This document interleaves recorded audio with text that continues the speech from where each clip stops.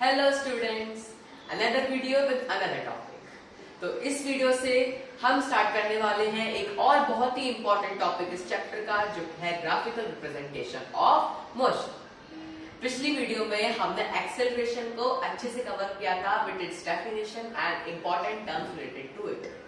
हमने देखा था कि एक्सेलरेशन होता है जब भी एक ऑब्जेक्ट डिस्प्लेसमेंट ट्रेवल कर रहा है, तो उस टाइम पर उसकी वेलोसिटी अगर यूनिफॉर्म नहीं होती है, बार बार चेंज हो रही होती है, मतलब नॉन यूनिफॉर्म होती है, तो हम बोलते हैं कि हमारा जो ऑब्जेक्ट है वो एक्सेलरेट कर रहा है। ओके, तो इस वीडियो से हम स्टार्ट करने वाले हैं graphical representation of motion. So here is Aayansh Shah, welcome to science. Okay, तो हमें यहाँ पर दिया है ग्राफ्स के ऊपर।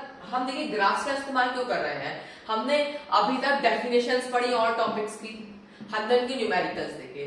आगे से अब आपके में जो टॉपिक्स वगैरह आएंगे, मेनली आपको बोलेंगे कि इसको एक ग्राफिकल वे में दिखाइए। इस इक्वेशन को, इस डेरिवेशन को, इस न्यूमेरिकल को आप एक ग्राफिकल वे में बनाइए, उसके बाद इसको सॉल्व करिए।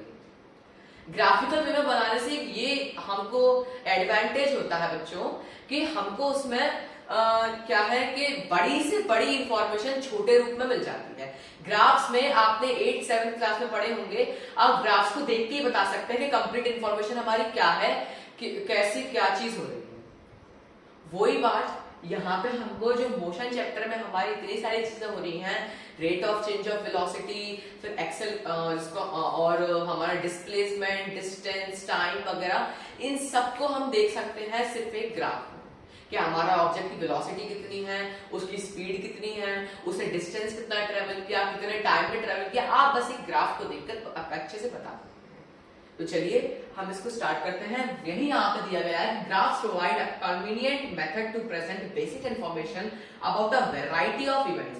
बड़े से बड़ा इवेंट, बड़े से बड़ी चीज हम एक छोटे से ग्राफ में रिप्रेजेंट करके अच्छे से बता सकते हैं। फिर ग्राफ्स का हम इस्तेमाल करते हैं to describe the motion of an object.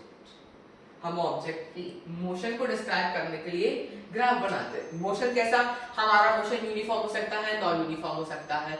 Non uniform या यूनिफॉर्म मोशन को छांटने के लिए हम ग्राफ पर देखेंगे, हमको मालूम पड़ जाएगा एक्सेलरेशन कितना हो रहा है, डिस्प्लेसमेंट कितना ट्रेवल किया, डिस्टेंस कितना ट्रेवल किया, सब हम एक ग्राफ को देखकर बता सकते हैं। इसलिए हम ग्राफ का इस्तेमाल कर रहे हैं। अब से इतने बड़े सारे टॉपिक्स को हमने पढ़े, वेलोसिटी, डिस्प्लेसमेंट, स्पीड, इन सबको हम बस अब एक ही ग्राफ में बना के दिखा सकते। ओके, तो ग्राफ में हमको हम देखते हैं कि हमें एक फिजिकल क्वांटिटी दूसरी फिजिकल क्वांटिटी पे बन के दिखती है। जैसे कि ये हमारा ग्राफ है, यहाँ पे एक एक्सिस है, यहाँ पे दूसरा एक्सिस है। हम इस वाले एक्सिस को बोलते हैं y एक्सिस और इस वाले एक्सिस को बोलते हैं x एक्सिस। इन दोनों के बीच में जो एंगल बनता है, इन दोनों की रेस के बीच में, वो होता है 90 डिग्री का एंगल, और जो इनका पॉइंट ऑफ इंटरसेक्शन होता है उसको हम बोलते हैं ओरिजिन। ये सब आपका 8th क्लास का ही सिलेबस में से हमने निकाला है। ठीक है, अब हम पढ़ते हैं हमारे सिलेबस में इंक्लूडेड 2 टाइप्स ऑफ ग्राफ्स, जो कि है डिस्टेंस टाइम ग्राफ और डिस्प्लेसमेंट टाइम ग्राफ। अब ये जो डिस्टेंस टाइम ग्राफ है, जो डिस्प्लेसमेंट टाइम ग्राफ है ना, ये आपको एक ही फिजिकल क्वांटिटी पर डिपेंड हुआ दिखाएगा, जो कि होगी हमारा टाइम। टाइम पर डिपेंड होंगे हमारे ये वाले दोनों फिजिकल क्वांटिटीज। जैसे कि यहाँ पे आपको देखने को मिल जाएगा कि दे show dependence of one physical quantity on another quantity. हमको ग्राफ में एक फिजिकल क्वांटिटी दूसरी फिजिकल क्वांटिटी पर डिपेंड हुई दिखाई देती है। तो यहाँ पे हम जो देखेंगे डिस्टेंस और डिस्प्लेसमेंट टाइम ग्राफ में, हम देखेंगे दोनों हमको टाइम पे डिपेंडेंस पे दिखाया है। चलिए अब हम डिस्टेंस टाइम ग्राफ को देख लेते हैं हमारी नेक्स्ट स्लाइड में। ठीक है, तो हमें यहाँ पे हमारी नेक्स्ट स्लाइड आ चुकी है, जहाँ पे हमारी डिस्टेंस टाइम ग्राफ के बारे में दिया गया है। तो यहाँ पे जो हमारी फिजिकल क्वांटिटी है, आप देखिए पहली फिजिकल क्वांटिटी जो हमारी डिस्टेंस, वो किस पर डिपेंडेंट है, टाइम पर डिपेंडेंट है। तो हम यहाँ पर डिस्टेंस की डिपेंडेंसी टाइम पर देखेंगे इसका। यहाँ पे द डिस्टेंस और displacement travel by an object with time can be represented on the distance time graph. Not only distance, हमारी फिजिकल क्वांटिटी इस टाइप के ग्राफ में डिस्प्लेसमेंट भी हो सकती है डिस्टेंस के साथ। तो ये किस पर डिपेंड हो रही है, हमारी अगली क्वांटिटी टाइम पर डिपेंडेंट हमको ये दिखाएगी। तो यहाँ पे हम क्या निकाल सकते हैं, एक्चुअली हम यहाँ पे निकाल सकते हैं speed, it gives us speed और वेलोसिटी। ओके, यहाँ पे जो टाइम होता है वो रिप्रेजेंट होता है एक्स एक्सिस पे, और जो डिस्टेंस होता है वो होता है वाई एक्सिस पे। हमको मालूम है वाई एक्सिस की जो चीज होती है वो एक्स एक्सिस पे डिपेंडेंसी होकर दिखाई जाती है। तो यहाँ पे कौन किस पे डिपेंड है? डिस्टेंस टाइम पे टाइम पे डिपेंड है। तो इसका मतलब टाइम कौन से एक्सिस में आएगा? एक्स एक्सिस में। डिस्टेंस कौन से एक्सिस में आएगा? डिस्टेंस और डिस्प्लेसमेंट वाई एक्सिस। ओके, तो इस वाले में हम लेते हैं हमारा टाइम जैसा कि दिया है, और इस वाले में लेते हैं वाई एक्सिस पे लेते हैं अपना डिस्टेंस। ये देखिए here time is represented on X axis, distance और displacement is represented on Y axis. Okay, और डिस्टेंस टाइम ग्राफ हमको देते हैं speed and velocity. I hope आपको डिस्टेंस टाइम ग्राफ में क्या दिया जाता है, क्या समझाया जाता है, कंसेप्ट अच्छे से क्लियर हुआ होगा। अब हम देखते हैं कि डिस्टेंस टाइम ग्राफ में जो हमारी लाइन बनती है, एक्चुअली लाइन ग्राफ्स होते हैं, इनमें जो हमारी लाइन बनती है ये किस तरह की कैरेक्टरिस्टिक शो करती है, इसके डिफरेंट पोजीशंस। तो देखिए हम पहले वाले में देखते हैं कि हमारी लाइन जो है वो बिल्कुल सीधी जा रही है। यहाँ पे हमारे टाइम में जो हमने यूनिट ली है वो सेकंड्स की है, हम सब कुछ ऐसा ही यूनिट की तरफ कहीं लेके चलेंगे। तो सेकंड्स में हम क्या लेंगे? यहाँ पे टाइम में हम क्या लेंगे? यहाँ पे सेकंड्स यूनिट लेंगे। तो सेकंड हमको ऐसे यहाँ पे मैंने बनाए हैं 2, 4, 5, यहाँ पे बनाए हैं 10, 2, 30। ठीक है, तो हम देखते हैं कि हमारा जो ऑब्जेक्ट है 2 सेकंड्स में 10 मिनट ट्रैवल करता है, अगले 4 सेकंड्स में 20 मिनट ट्रैवल करता है, अगले 6 सेकंड्स में 30 मिनट ट्रैवल करता है। तो इसका मतलब हमारा ऑब्जेक्ट किस तरीके की मोशन में है? यूनिफॉर्म मोशन में है। और वो किस तरीके की स्पीड वेलोसिटी कर रहा होगा? यूनिफॉर्म स्पीड और यूनिफॉर्म वेलोसिटी कर रहा होगा। क्यों? क्योंकि हमारा जो इंटरवल ऑफ टाइम को देखिए गैप कितना है? 2 है, और जो हमारा डिस्टेंस में गैप कितना है? सब में 10 है। तो इक्वल गैप्स आ रहा है, तो इसका मतलब जो हमारा मोशन है वो यूनिफॉर्म मोशन हो रहा होगा। और यूनिफॉर्म मोशन है, और ग्राफ हमको क्या देता है? स्पीड और वेलोसिटी। तो ये ग्राफ हमको कैसी स्पीड और वेलोसिटी देगा? यूनिफॉर्म स्पीड और वेलोसिटी। आई रिपीट, जिस भी ग्राफ में जो हमारी लाइन होती है वो स्ट्रेट होती है, डिस्टेंस टाइम ग्राफ में हम बोलते हैं कि जो हमारी वेलोसिटी और स्पीड है वो यूनिफॉर्म है। ओके, फिर ये हमारा दूसरे तरीके का यहाँ पे ग्राफ दिया गया है, जो कि है जिसमें आप देख सकते हैं जो हमारी लाइन है, इस लाइन ग्राफ में जो हमारी लाइन है वो टेढ़ी मेढ़ी है। आप देखेंगे पहले 2 सेकंड्स के अंदर ही उसने 10 मीटर का डिस्टेंस ट्रैवल कर लिया, फिर उसने 4 सेकंड्स के पहले 20 मीटर का डिस्टेंस ट्रैवल कर लिया, फिर 4 सेकंड्स के बाद से 30 मीटर का, फिर 6 सेकंड में उसने 40 मीटर का। तो ऐसे ही थोड़ा अनबैलेंस सा है, उसके पहले, उसके बाद में, फिर उसके बाद में, फिर उसके पहले। तो यहाँ पर जो हमारी लाइन बनी है वो टेढ़ी मेढ़ी बनी है।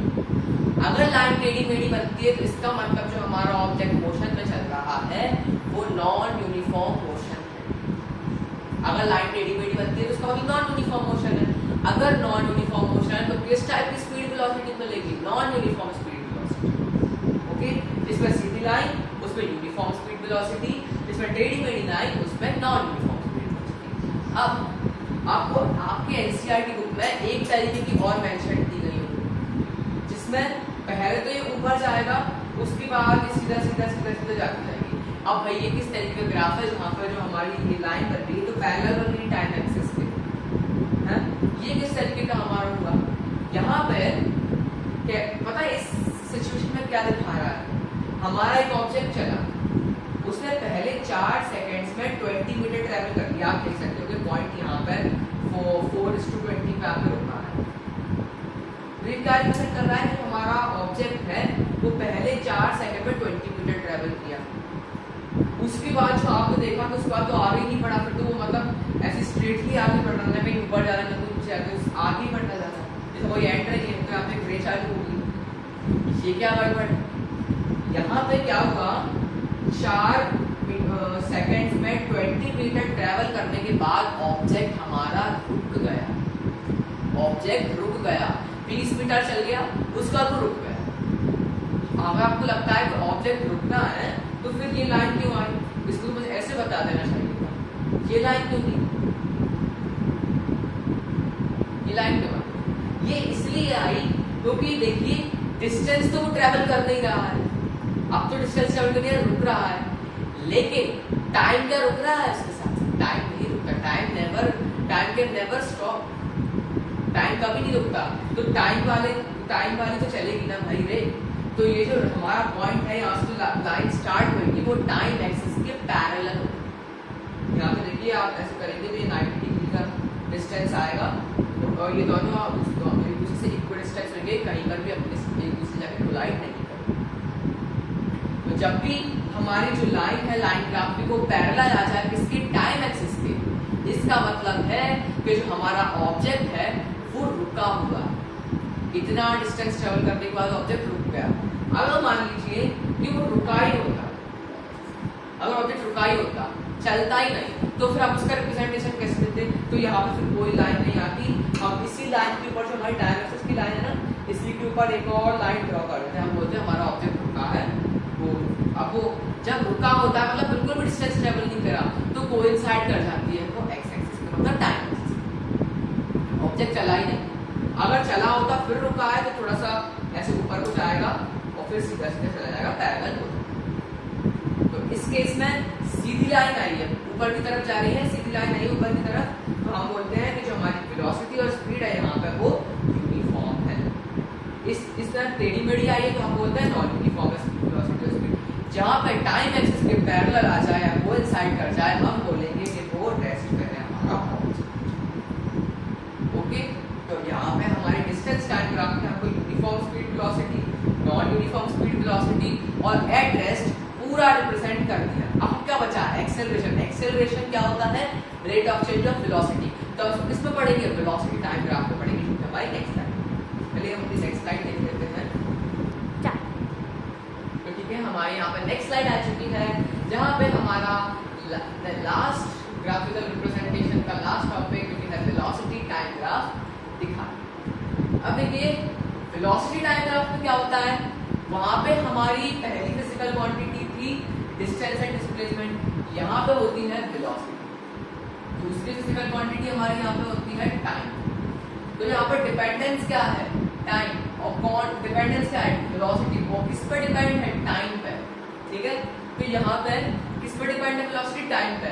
तो जिस पर डिपेंड होती है ऑब्जेक्ट वो हमारा आता है, जिस पर हमारी फिजिकल क्वांटिटी डिपेंड होती है वो आता है हमारा एक्स एक्सिस में, और जो हमारी टाइम पर डिपेंड है मतलब जो किसी पर डिपेंड है वो आता है वाई एक्सिस में। तो हमारी जो वेलोसिटी है वो डिस्टेंस टाइम ग्राफ में आती है वाई एक्सिस में, और जो हमारा टाइम है वो आता है एक्स एक्सिस में। ओके, अब देखिए यहाँ पे इस्तेमाल क्या होता है इसका?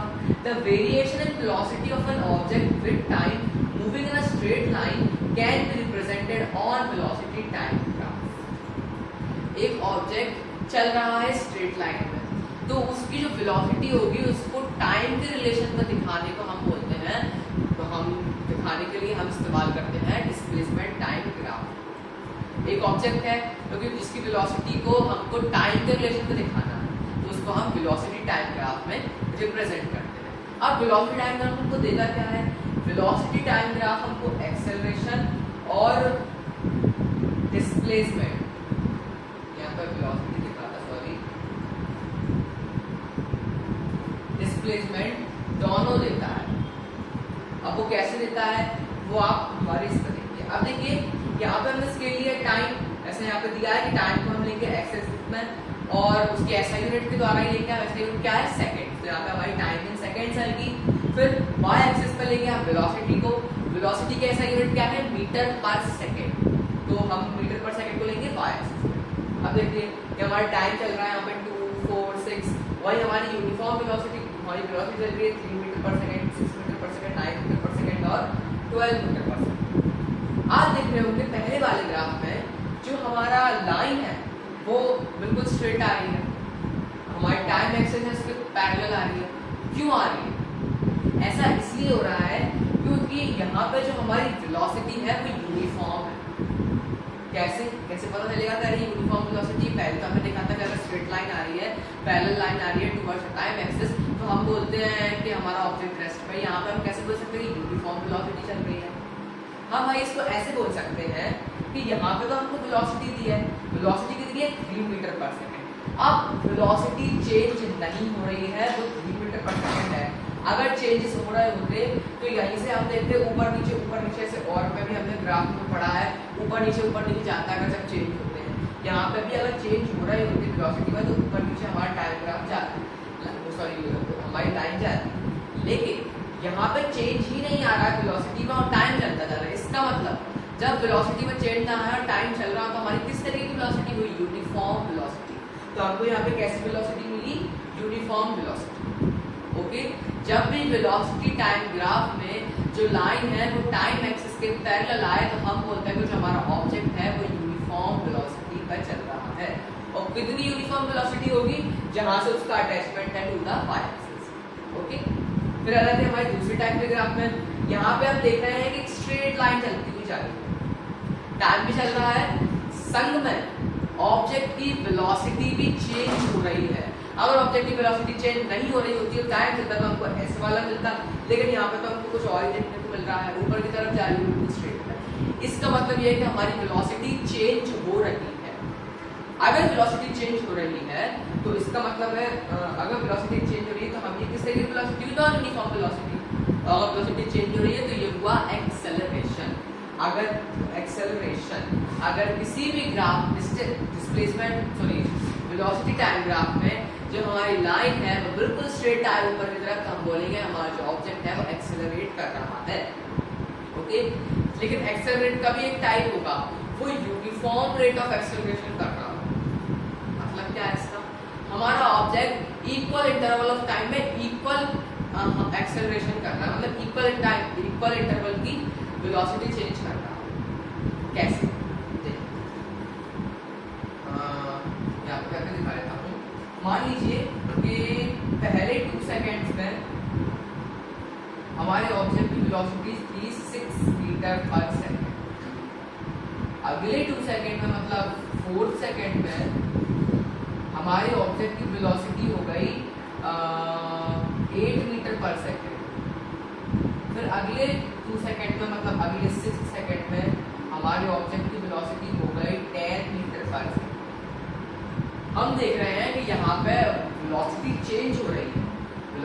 वेलोसिटी चेंज होगी इसका मतलब ऑब्जेक्ट एक्सेलरेट कर रहा है, पर एक्सेलरेट एक यूनिफॉर्म रेट में कर रहा है। एक्सेलरेशन तो ये यूनिफॉर्म रेट में कर रहा है। कैसे, पहले उधर 2 मीटर पर सेकंड का गैप था, अगली बारी में भी 2 मीटर पर सेकंड का गैप था।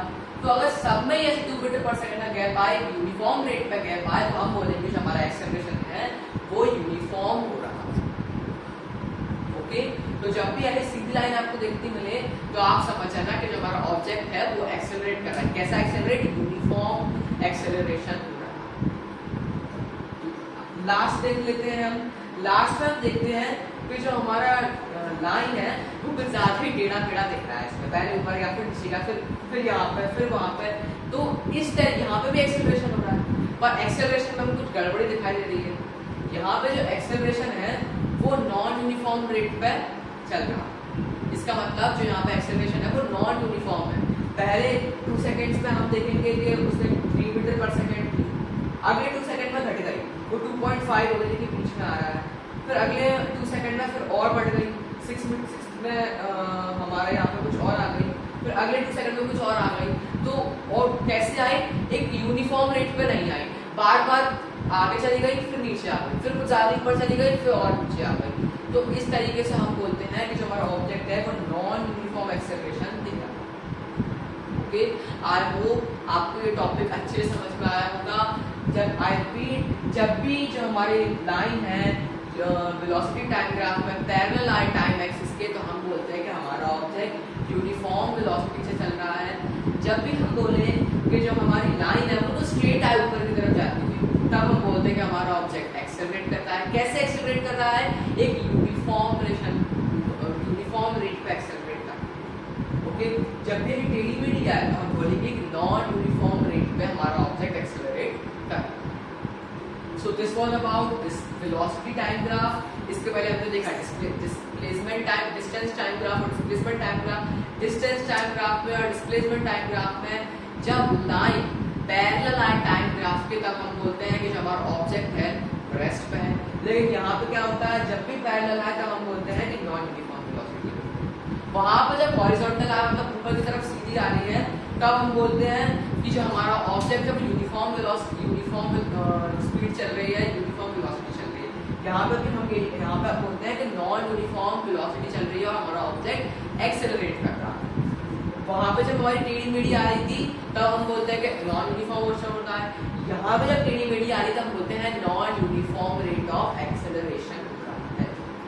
आई होप आपको ये टॉपिक अच्छे से समझ में आया। हम ग्राफ का इस्तेमाल इसलिए करते हैं ताकि हम बड़ी से बड़ी इंफॉर्मेशन को छोटे रूप में बता सके। अब देख लीजिए यहाँ पे इतनी बड़ी आपको दिख रहा है छोटा सा ग्राफ है, यहाँ पे कितनी सारी इंफॉर्मेशन है।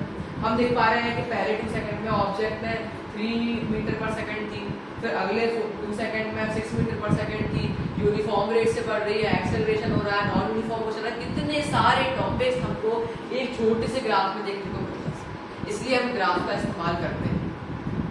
ओके ओके, तो हम मिलते हैं हमारे नेक्स्ट वीडियो में। Till that keep watching science world. Bye bye.